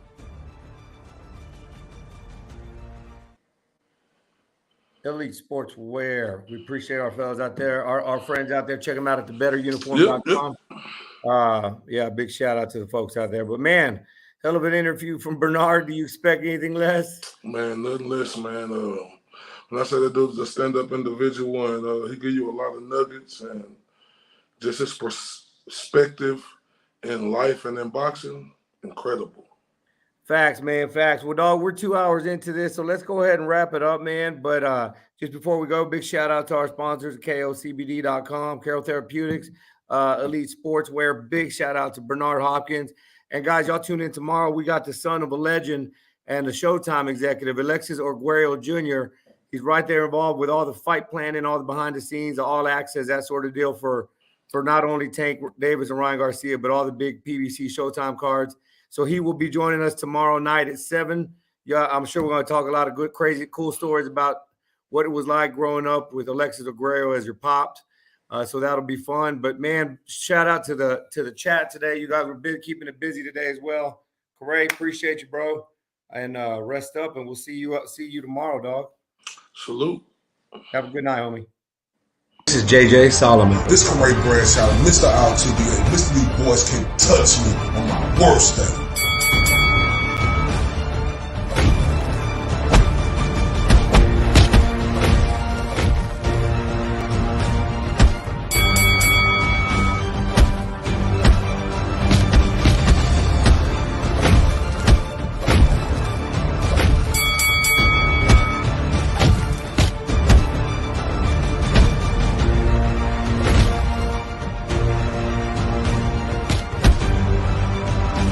This is the Spit Bucket Podcast.